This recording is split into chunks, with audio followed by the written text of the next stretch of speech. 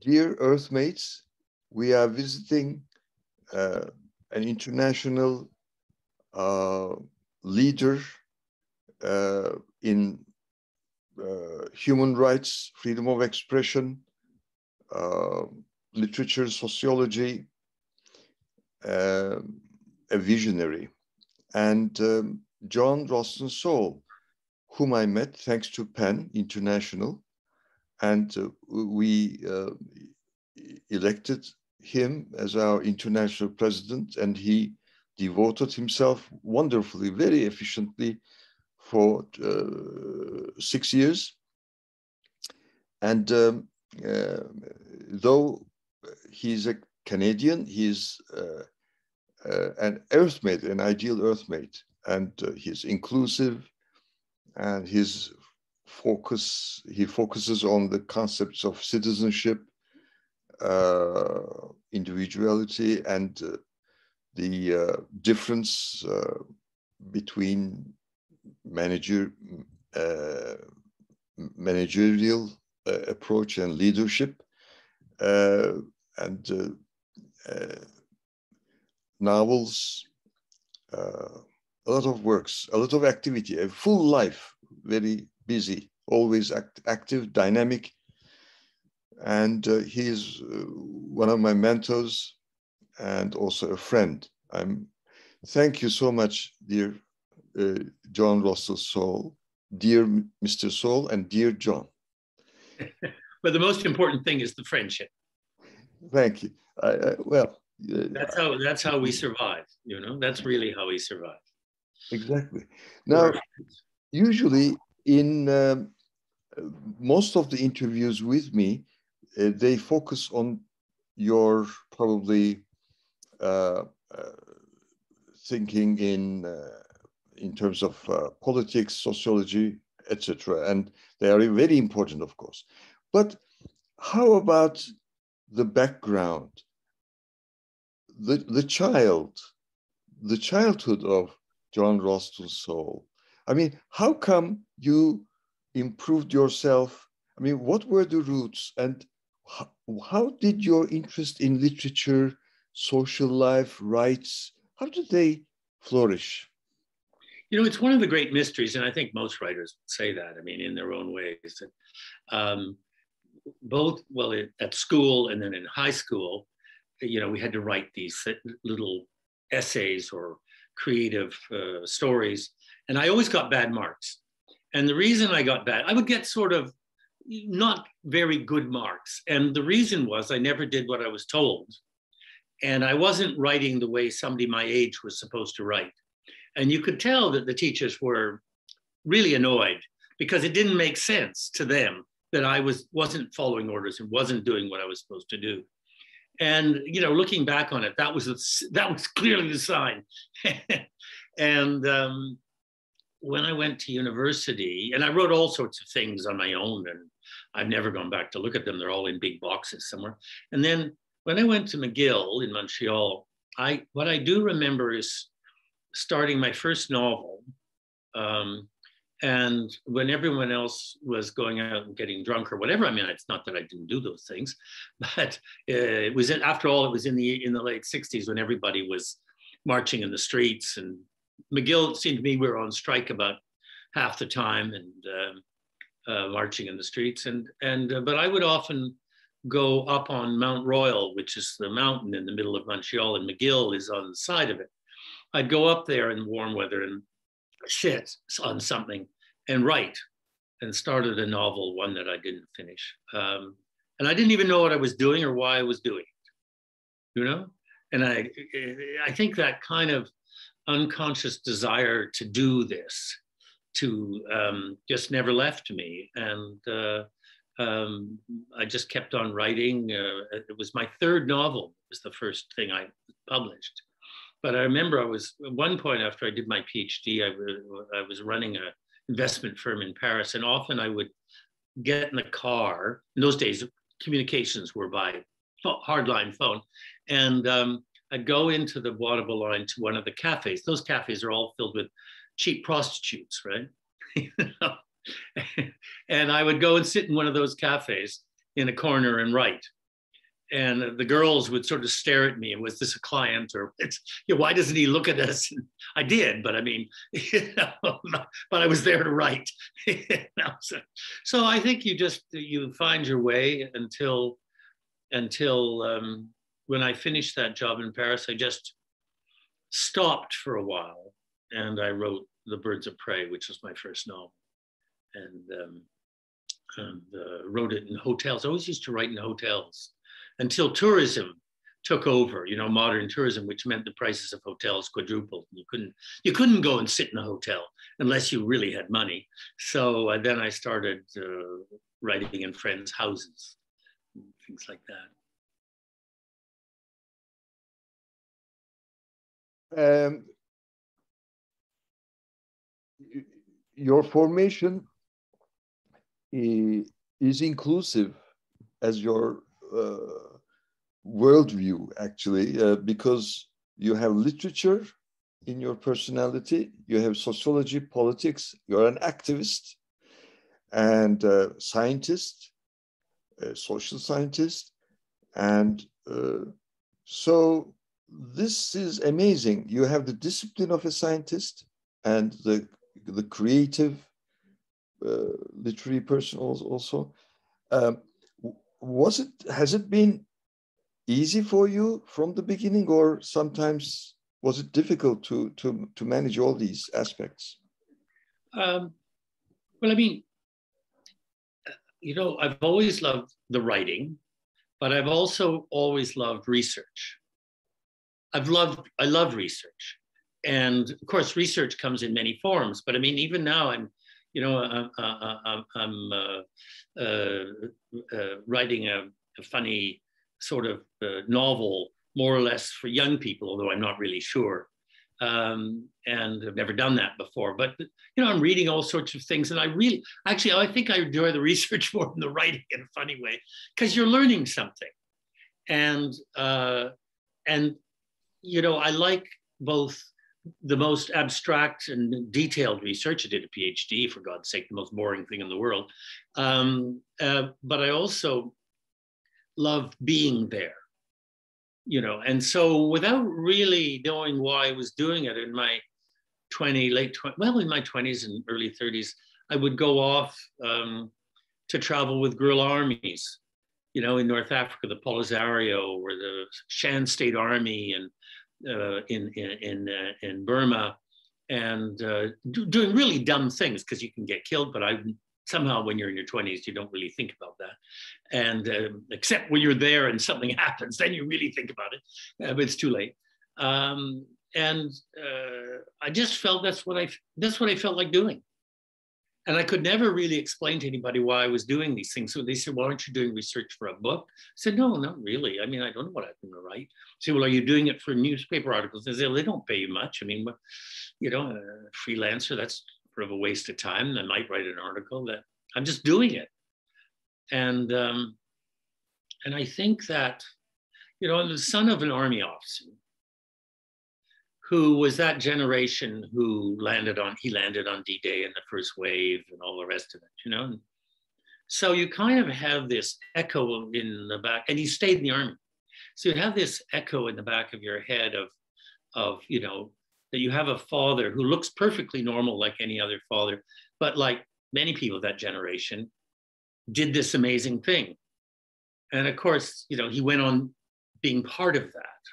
And I guess that kept in my mind, the idea that life was not being in an office. Or, that when I grew up and I would see people whose parents, were presidents or vice presidents of companies, or were doing this, or were teaching, all good things, whatever. And I would think to myself, well, gosh, that's not the kind of family I came from. I came from this really bizarre kind of family, because my mother was the child of an army officer who died young, was gassed basically in the First World War. My uncle was shot down and killed in the Second World War, and my father landed on D-Day, et cetera, et cetera. And so I think it created this image that there was not necessarily violence to be addressed, but there was involvement and action to be done. And where would it take me? What would it do? What shape would it have? I had no idea. I just grabbed things as I went along. Sorry, I'm sorry. I'll turn it off. Didn't know it was on. Excuse me, you said your father landed on D-Day? Yes. How exciting and wow. Also, I mean, is there an anecdote that you remember? I mean, told you, or you know, like a lot of real soldiers, they never talked about stuff like that. They only made jokes. And sorry. It's okay. Life is going on. Yeah, I just trying to get this to turn off, and I will. There. I think the only thing he said about landing on D-Day was that in the landing crafts, because you know they came in these little rectangular, flat, more or less flat bottom things, which in quite big waves, so they were pitching heavily the whole time, and that everybody in his landing craft was seasick, except him. Now, you know, being seasick or not is not about courage. It's not any quality. You either come from a family that has the right middle ear or you don't. And in our family, on both sides, we both have a good middle ear and we never get seasick. So, you know, he was, you know, a junior officer, but they were all faced with the front went down and they leapt into the water. And he was the only one who hadn't been vomiting for the last hour or whatever, or half hour, or whatever it was. And that was the only story he ever told. But other people told me and about who were with him. You know, and I think he was a good, you know, a good soldier in that sense. He you know, he wasn't a great hero, but he was a good soldier who fate put in the front of these awful events. yes, and so now. And sorry, let me just say, it had always made me allergic to the kind of Hollywood idea of what a hero is, because people like him and his friends weren't anything like that. They were really very relaxed, nice people, most of them. Some of them became drunks because the war had left that effect, you know, that effect on them. But they were just sort of very nice, normal people, not at all like the image of the hero, which has been propagated for the last half century, which is unreal. And now when I watch Saving Private Ryan, was that the title of the movie? Yeah, I didn't see it actually, but yeah, okay, I know. But the introduction, this D-Day landing, so realistic to me, very, very strong close-ups, etc. So I've been meaning to watch it again after a long time, and this, well, thanks to you, I will watch it with a different eye now. Yeah, it's funny. I mean, just I mean, one anecdote. It was literally they got quite far in the first night. The Canadians got further than the other two armies on the first night. There was a Canadian beach. There were 5 beaches, and there was a Canadian beach, Juno. And the Canadians got further in, you know, for whatever reason. And they really didn't know what they were doing because most of them had never been in battle before. Remember, it's true. The British Army probably had, the American Army and the Canadian hadn't. So they were completely green when they landed. And my father had actually been in North Africa, but it was an exception. And so they kind of dug in the first night beside a railway track, totally the wrong place. You know, nobody knew really what they were doing. And they were overrun that night by panzers. And that was the terrible battle. It was a very famous Canadian battle, which in total disorder, where they ran out of ammunition. It was just a chaos, and they only just stopped the Germans from breaking through. So it was in a way, that was the kind of mythology that people talked about. And it wasn't a victory that they talked about. It was surviving essentially a defeat. you know, they didn't get thrown back into the water, not that they advanced, which is also an interesting lesson in life that, you know, as we know in Penn, that it's not about great victories, it's about great defense.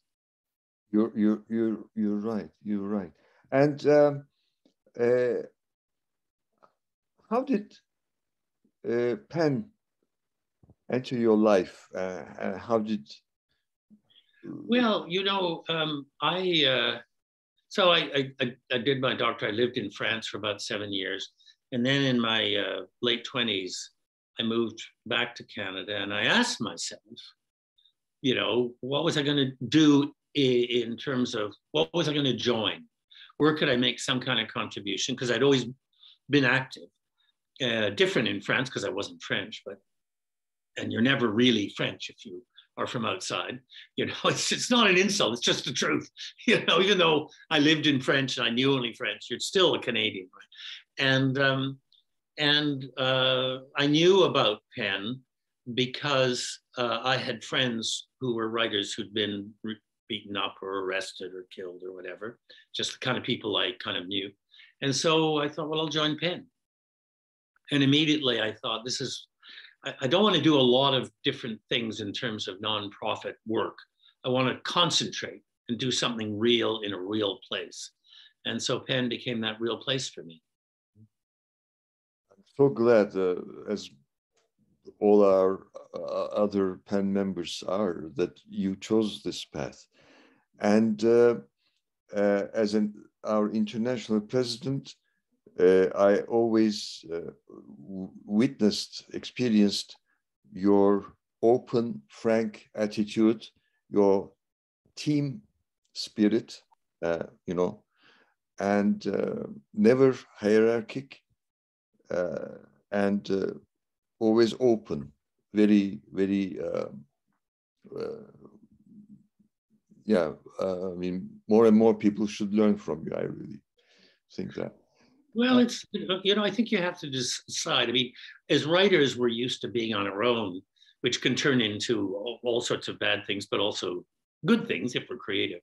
But it really always struck me that if you wanted to get things done, you had to do them with people. That you know, everything that's taught in management schools and so on is such nonsense because they don't really teach people how to work with people. And you know, 5 people who could actually work together and talk to each other is 5 brains. 1 brain is 1 brain. And maybe you're smarter, maybe you aren't, but you still have all these failures, things you don't see, things you don't know, maybe your weaknesses you don't even recognize. Well, if you're with a bunch of other people, you can build on all of that. And besides, it's more fun. It's a lot more interesting. And so, you know, when I was president of Penn, I felt that one of the most important things I could do was to devote myself to getting out to the Penn centers around the world. As many as I could, because, you know, 150, you can't get to everything, but to go to particularly the ones that nobody went to, had ever gone to. And in countries, there are, you know, countries which they can just exist in. The danger is great to the members. And if I'm not already identified as an enemy of the state, as president, I could just get in and kind of support them. One always had to be careful because, you know, you can't just go in and say what you want, or you'll get your members arrested. They won't arrest me. I'll get on the plane and leave, and the members get arrested. So you had to be careful about what you did in public. But the very fact that you were there as the international president, and that you saw the president or the prime minister or the minister of justice or whatever, and you said certain things, was like a warning signal to them that they were being watched. And that we were not just watching them, that if they did worse or didn't do better, we would go for them and make their lives miserable. And, you know, but you had to do that in a kind of relatively diplomatic way. Yes. But the underlying message was clear. Yes. And finding the tone of that message was really tough because it had to be different in every place, right? You had to know enough about how to deal with the place. And that meant you had to work very closely with the locals. That's right. And many people know, and many others do not, that you led the international PEN delegation to Turkey in 2012. Right. When I was on the international board. And I'm so glad, once again, I want to thank you and all the other teammates from other parts of the world that you came to Turkey, and we visited the president, Abdullah Gül was the president of the Republic. And we also talked to the EU minister, Egemen Bağış, who's now in Czechia as the ambassador. And that was very important on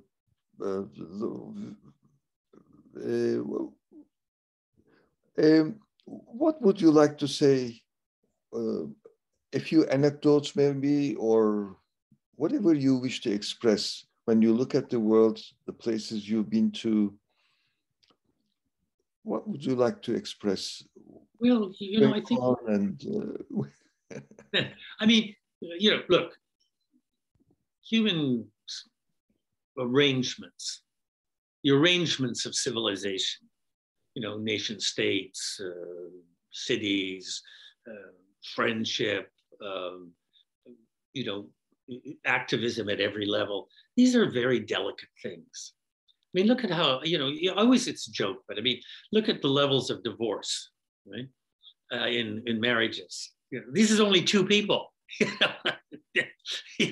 they can't even get their acts together, to last, right? I mean, so now you start thinking about how complicated it is when you're trying to deal with governments which tend, and to different degrees, towards violence or hate freedom of expression. Pretty well all governments hate freedom of expression, even in the democracies, but they just can't get away with shutting it all down. But they'll do all sorts of things if they can get away with it. You just open a little door and they squeeze through and they start shutting stuff down. You only have to look at the last few years in the United States to see how quickly it goes wrong, if you're not careful. And so, I mean, I think that, you can never be an activist in this area of humans communicating with each other with the dream that you will fix the problem and the problem will go away. What you could do is fight to make it better today and hopefully for a period of time. But it has to, I've alwaalways believed you have to get up every day, get out of bed, stand up, and let's say you're free until you get out of your bedroom, and from that moment on, it's a struggle. It is a struggle. And if you don't think it's a struggle, you're not paying attention because things are at risk. You pick up the phone, you make a call, you meet somebody, you talk about something, you walk down your sidewalk onto the side from your house or down the elevator or stairs in your apartment, you go outside. It's all around you. And it's a battle for free expression, citizenship, safety for citizens. And so that kind of engagement is kind of depressing because it's never ending, but wonderful because it's about other people. A few years ago, I said to my daughter, enjoy your problems as much as you can. Because life is a series of problem solving. The free people, we consider people who free, those who can choose the problems that they want to deal with, maybe. And then unless the situation is extremely bad, there's such a death situation or whatever, very severe, then how serious can a problem be? I mean, so we should have this perspective and do not feel miserable with every problem. No, we need to be happy too. I mean, happiness is our human rights as well. When I was young, I felt that being happy was unethical, and because there was so much misery in the world. Yes. But then part of the duty is also, I think, being decently happy, maybe decently happy, not being only self-centered at least, but yes, trying to do good things. But many people, unfortunately, focus on their little problems and be miserable. Yes. Come on, look at what's going on in Ukraine, in Afghanistan, in Yemen, in Palestine, and other places. And yes,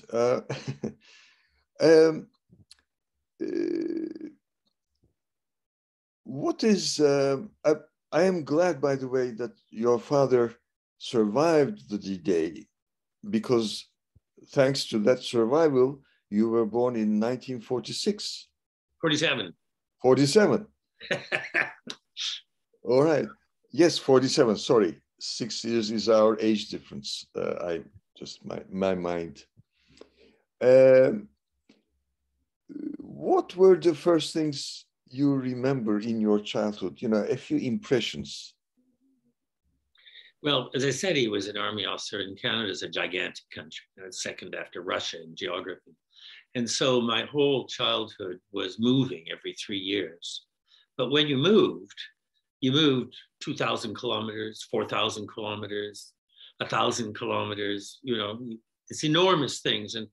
And so you would drive across the country. It was rare you took an airplane then, but I have a clear memory of my first airplane ride and looking down and seeing what looked like sort of donuts or jam buns, which I don't even know what they were really. Were they forests? Were they, I don't know. There's just, the world seemed deformed by being up so high. And I found that incredibly exciting.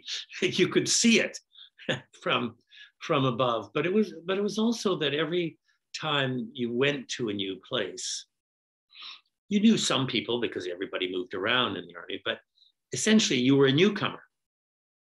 And of course, if you're a young man, you're a boy, a teenager, and you're a newcomer, you have to establish yourself, which usually among brilliant young men involves violence. You know, there's people who dominate, and you have to decide whether you will be dominated or not by somebody who leads gangs or groups or whatever. And so I always remember every time we moved that I had to kind of decide how I would reestablish myself and what I would have to do. I think only once it ended in an outright, you know, fist fight.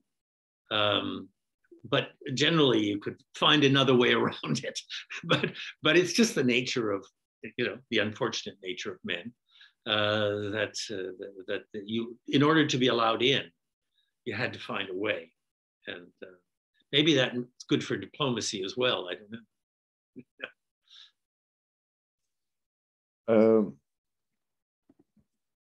Sorry. And Canada is very interesting in many aspects. By the way, many people must have asked you this, many outsiders, let's say. Is there a Republican movement in Canada? Well, you know, people like me think the sooner the Queen is gone, the better. There is no royal family here. There's just the monarch, who is technically the head of state, but in fact plays no role. All of the, if you like the head of state, as in Germany, for example, or Italy, the head of state is a figure of authority, and the prime minister is a figure of power. It runs things, but there's a difference between running stuff and having authority. So the head of state, well, as with constitutional monarchs, they're the figure of authority. And in a democracy, that's a very interesting and delicate thing, that there is something above politics, but it's not power. It's not power. It's sort of the obligation to somehow represent the entire population above the interests of politics. And so, you know, the Queen is never, she lives and works in England. You know, she visits from time to time, but it's irrelevant. It's a kind of pretty pictures and people giving bouquets of flowers. It has nothing to do with anything. It would be better if it weren't there, but it doesn't do any harm really. And the Governor General, who's the equivalent of the president, if you like, does the job of head of state. And it's interesting because that job has been done by every kind of Canadian, man, woman, but also every color and every background. And so it's quite interesting that you have this position of head of state, which is representative of the diversity, the complexity of the country. And eventually something will happen. It has to be organized, but probably at the death of the Queen, something will happen and we'll move on. I find it slightly embarrassing in the meantime, but it's not a problem. It's just a sort of, why does that person wear a funny hat?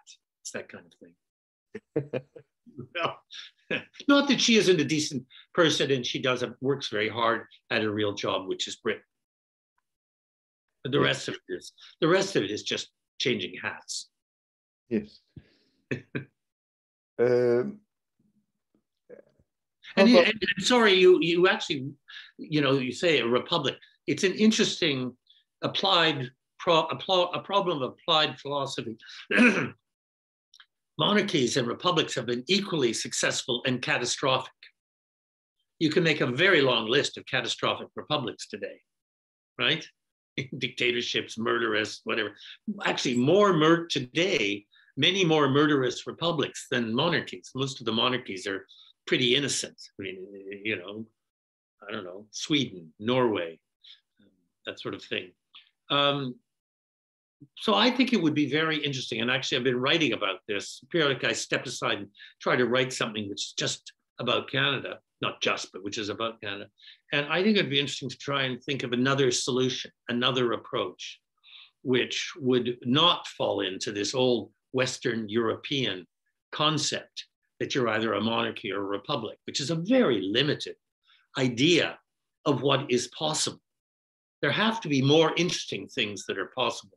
And the reason it might be doable in Canada is that, unlike the United States, the Indigenous people were never really defeated. The relationship was more a partnership until people like me betrayed it in the second half of the 19th century. And then in the last, if you like, 70 years, people have been working to put it back together again, that relationship.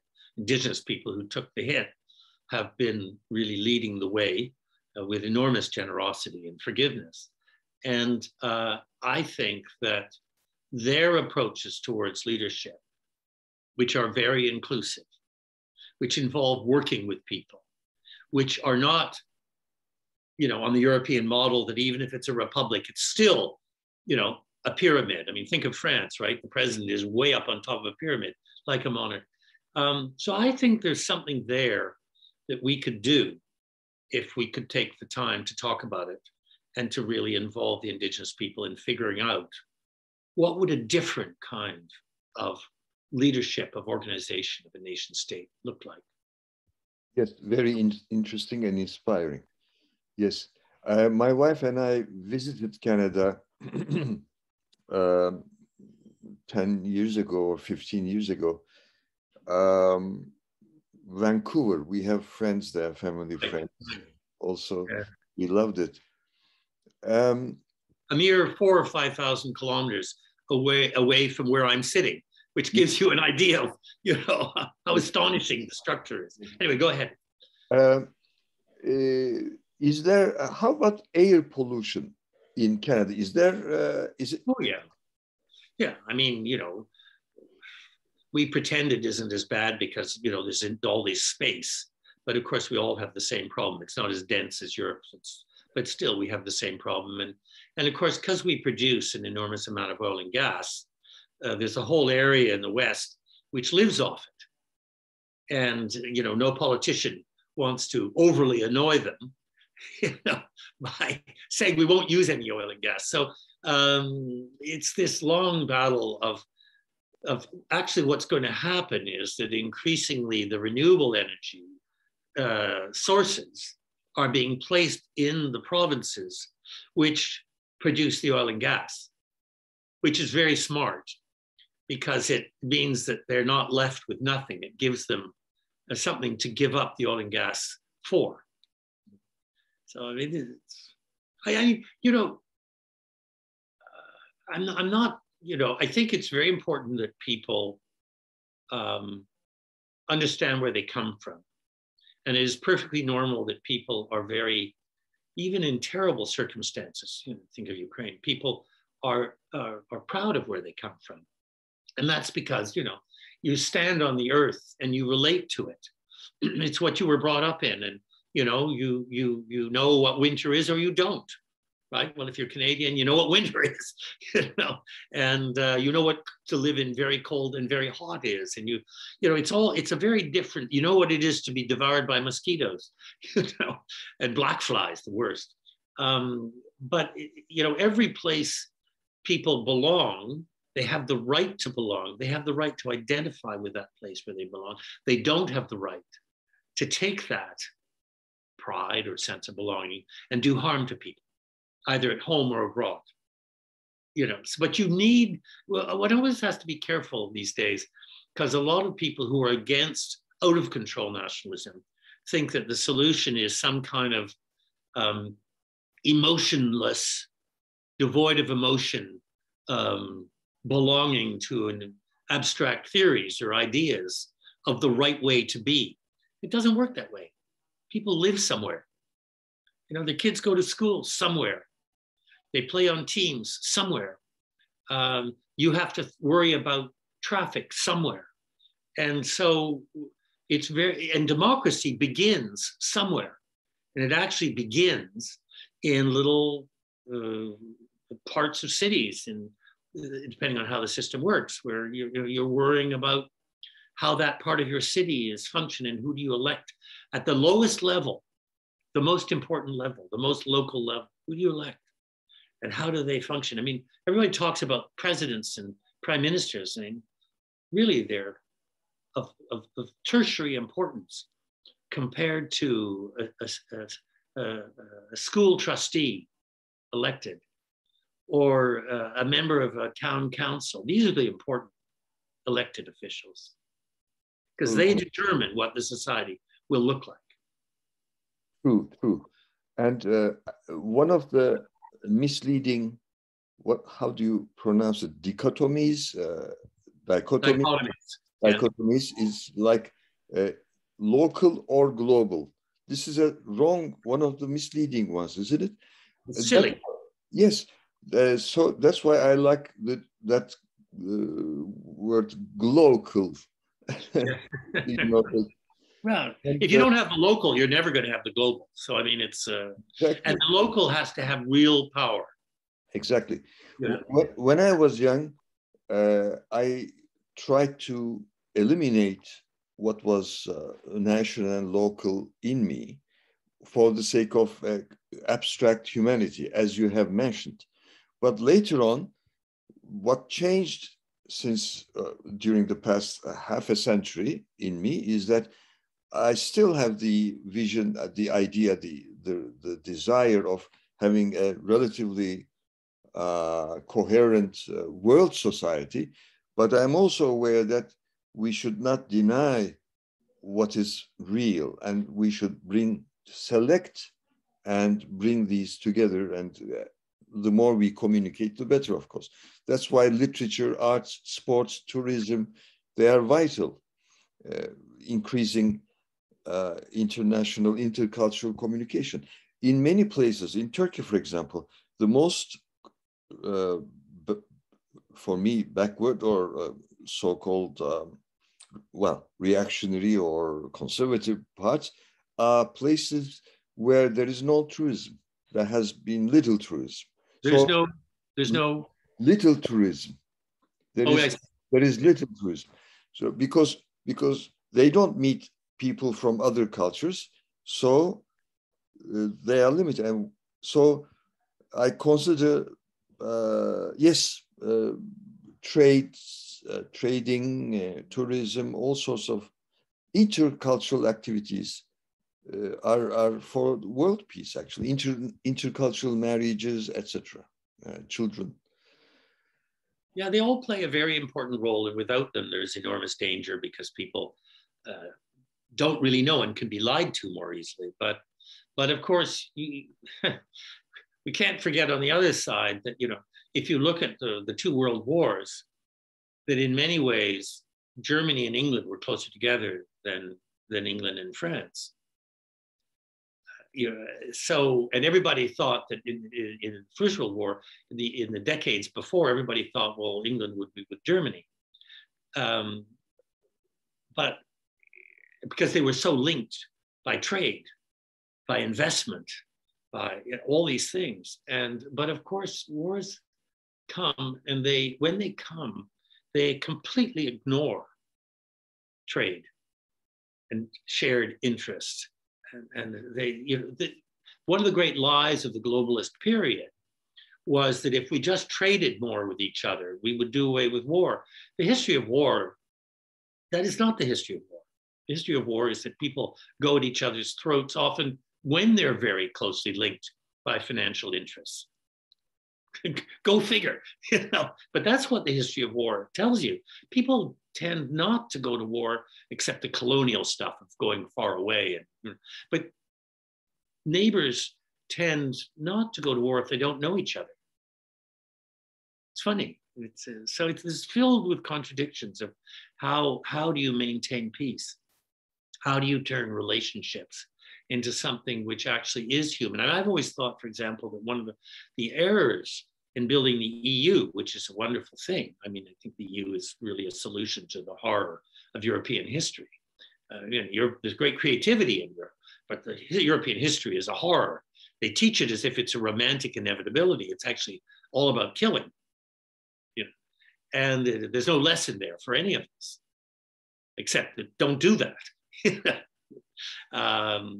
And I've always thought that we have to try to work out for ourselves how we can remove this contradiction in relationships and in interests, the sandbox, the boys in the sandbox relationship, and we've tried again and again, but it's very difficult because it only takes one or two people to get power and to start turning things and to start delivering evil, and suddenly it's out of control again.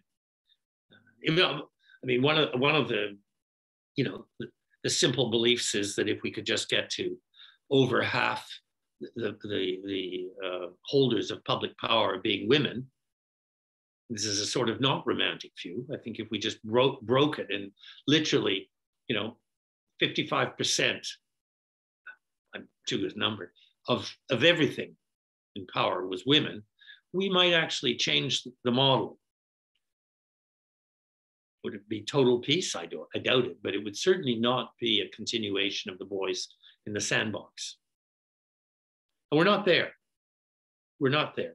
And sometimes, of course, women in order to get power, have to pretend they're tougher than men. It's a statue, that kind of thing. But we're just getting past that stage and entering into the stage where women can get power and be women. And the men just have to put up with it. And that's what we need, is sort of women as women in power, not women as men in power. The opposite of the Mrs. Thatcher. And what would you like to recommend to young Earthmates?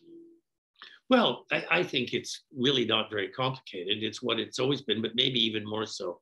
You have to, first of all, you have to drop, I believe, the illusion that constant communication by the internet, whatever, is a relationship. That it is the kind of reality which allows you to do the right thing. It might be better at identifying the wrong thing than at doing the right thing. because doing the right thing, as I say, is actually a physical engagement, which you engage in every day when you walk out of your apartment or your house. And it isn't really about, typing on a machine. You and I know this from PEN. I mean, our lives as members of PEN are filled with, if you come from Canada, for example, where we have problems, but not necessarily those kind of problems, is filled with trying to help people who walked out of their houses and did the right thing and are suffering greatly. So we're faced with that every day. At what point do people become refugees? How can we help them when they become refugees? Because, if you're let's say you're over 35, well-established intellectual in your country, which is a delicate business anywhere, but you kind of have worked out how to speak, how to have an income, how to be with your family, to some extent. And then suddenly you're thrown into another country where they from the goodness of their heart, take you in. And I put from the goodness of your heart in quotes, because really you're coming into a place where you don't have anything that can allow you to reestablish yourself as you were, particularly if you don't have the language. And you're already at the age in your career where it's how difficult it's going to be to become what you were before you became a refugee. So this is incredibly difficult. And I often think in PEN that we don't go far enough on that side of what happens to people when they're forced into exile. And how could we, it's almost as if we need a PEN B, that you and I know PEN A, we need a PEN B, which is really all about what happens to refugees when they arrive somewhere. How can we help them? You just focus on the structures of helping these people have a life in some way. It's tough for them, and it's tough to do. True. And I would like to ask you something about literature, in the sense that which authors did you like when you were young and later on? I mean, some of the authors. Yeah, well, I think there's a whole group of us, and it's an interesting group. I'm not saying I'm interesting, but it's very interesting group who've always thought that in the English language, the key modern figure was Conrad. You don't imitate Conrad. You can't imitate Conrad. We don't even know what he's doing, really. And, a lot of people will not try to understand what he's doing. But if you look, you're absolutely astonished by whether it's Andre Malraux or Ernest Hemingway. You just go through this list of people who have nothing to do with each other, and they all say Conrad. Hemingway, I don't know if it's in there. They all say Conrad is the key, and I think it's because Conrad figured out how to write novels in which the story on the page is agreeable or readable or exciting or whatever. But that's not at all what it's about. It's not what it's about at all. And you know that, but you can't just sit there, doing your PhD and dissect how the meaning is linked to the story or can be delinked from the story. And that's the genius of Conrad. He made it look as if it was perfectly normal to do this. And so, everybody, just in different languages as well as in English, they look at Conrad and say, how did he do that? And I've always thought that it was, apart from being a genius, that it was, he after all was was he a Pole, I guess, who really became a public figure in French and then functioned in English. So he was this strange amalgam of three languages and three cultures. And that's why I say that he wrote technically in English, but it's not English at all. It's not English. I don't know what it is. It looks so simple when you read it. It's so simple. It's not simple at all. And so there's this whole school of people who are the Conradians, and I can't even at the moment put together a list for you, but it's an astonishing list of modern writing, and I put myself in there in whatever way. And I think one of the things that he was particularly good at was his ability to write novels which were both political and human. So it's not the political novel, and it's not the family novel or the novel of love and carnal desire and whatever. It's sort of everything together in this simple form, and it always is with me whenever I write. When I wrote Voltaire's Bastards, what is it? 800 pages of political, philosophical, and literary theory. But I wrote it as if it were a Conradian novel. People always look at me, but usually I just say, it's basically a novel. I know you think it's philosophy, and it's reviewed as philosophy, but it's actually a novel, because novels are the finest form of modern writing. I mean, poetry was the finest form before, and it's, of course, still the great form. But the 20th century and 21st century moved to the novel for its essential emotional and dramatic and political work. And who knows what this new century is really moving to. I mean, we don't know yet, really. It's silly to say that it's, the computer or whatever, because these machines come and go with a rapidity. You and I have already lived through how many types of machinery and levels of electronic communication. So it's silly to get too engaged with anything particularly electronic when we don't even know what any of that means in the long term. We will eventually.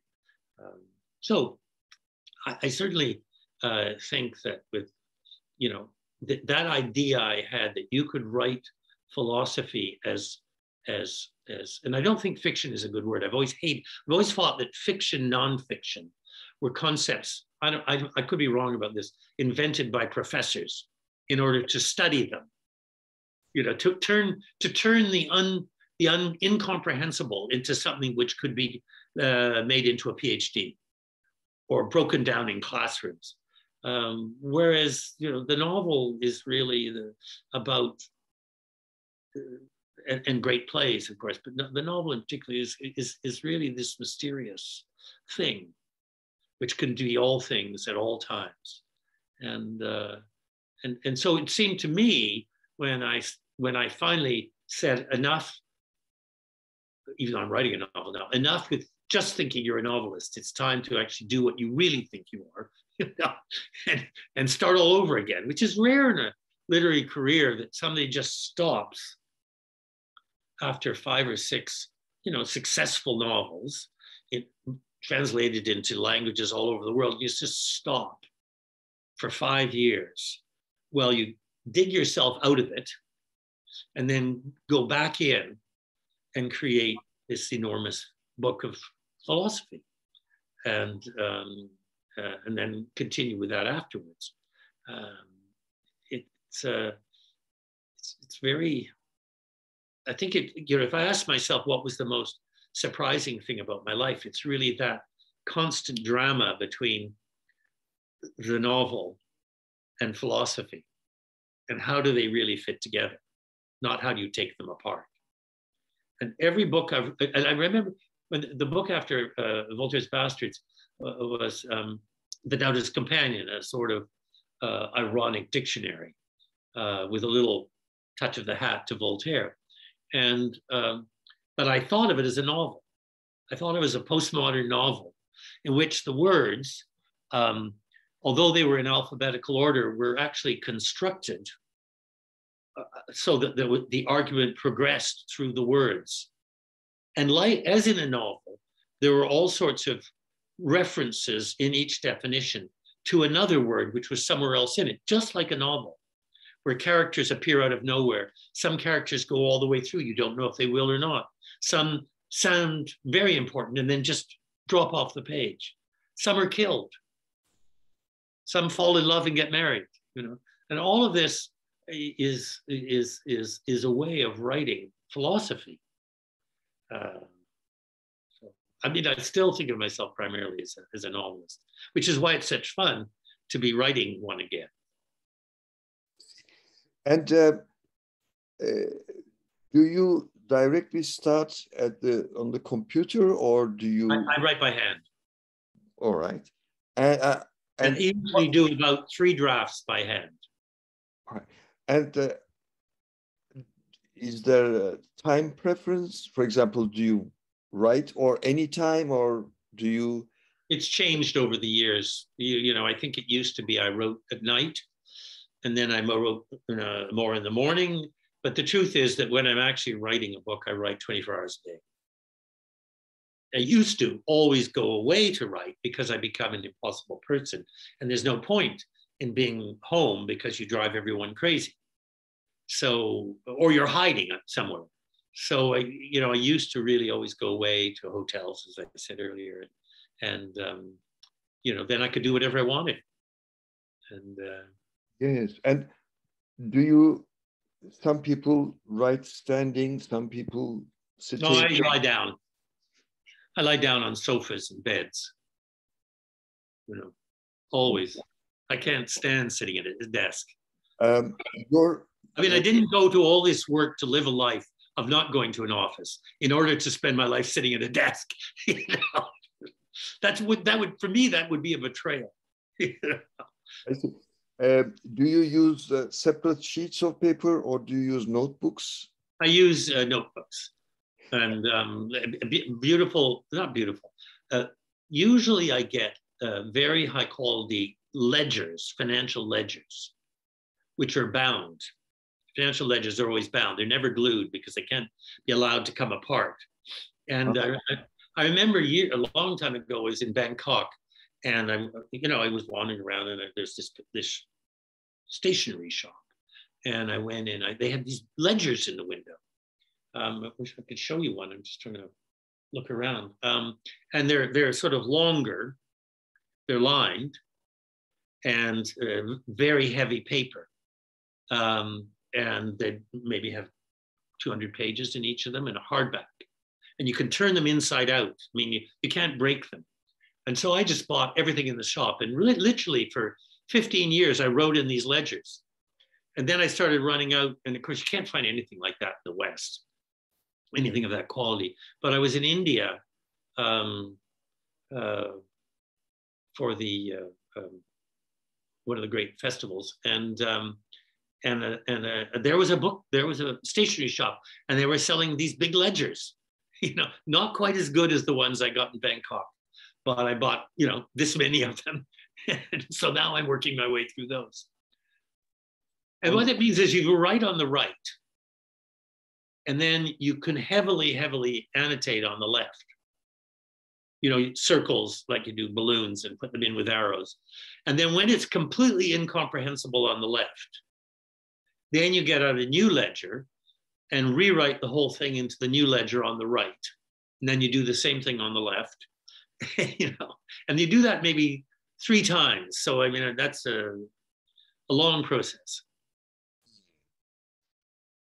And do you use pencil or ink? I always used to use a ballpoint because it doesn't run. I've fallen into using, I don't know what they call them. It's got ink in it, but it's actually a mistake because if they get in the water, they run. And ballpoints are really the best thing to use because it doesn't run. And since I write all over the place, they can get water on them. And so you never know, right? So. True. Is there anything else you would like to mention? No, I think we've said a lot. And I think that, but let me just finish by saying you mentioned that delegation to Turkey. I think I've been on 3 delegations to Turkey. I led 2 of them. But that one in particular was astonishing. People could say, well, look, Turkey's still a mess. You didn't succeed. But that's not what it's about. It's about, at the time, shaking the people in power in whatever way you can and making them pay attention and trying to help the writers there, the journalists there who were in trouble. And you just do what you can. And I thought that well, the idea behind it was a kind of rewriting of how PEN would do its delegations, if you remember. And it was big, and all people from all over the world who really could speak in public and had the power and the self-confidence to be present themselves. So it wasn't just me, it was all of us. And we could go off and have different meetings and things like that. So people had existences beyond the delegation as well as in the delegation. And when we gathered around that big table with the President of the Republic, or the ministers, and they look around the table and they hear the people being introduced, and they realize that this is a group of consequence, and that if you cross them, you will be talked about in many places by people who are listened to in an unpleasant way. Yeah. And I thought that we found the tone for that in Turkey. And I did it again in Mexico twice, and in other places. And I know they've kept it up. I know that Jennifer Clement kept it up, and I think it'll go on that way. Well, thank you. Thank you so much, dear John, dear Mr. Dear John, which has funny connotations in English, but let's ignore those. I have no idea. Well, there's the Dear John letter, which is, well, I think if I remember rightly, it's the wife writing to her husband who's away at war to say that she's found someone else. I think that's what it is. I could be wrong. Anyway, it's not that in this case. No. Tarek, it's really fabulous to see you and wonderful to be able to have this conversation. Thank you. Dear Earthmates, we are thanking John Ralston Saul one more time for his hospitality, and we're together. We're together. Thank you so much. We're together. Thank you. Bye. Regards to your family. Yes. Bye. And to yours. Bye.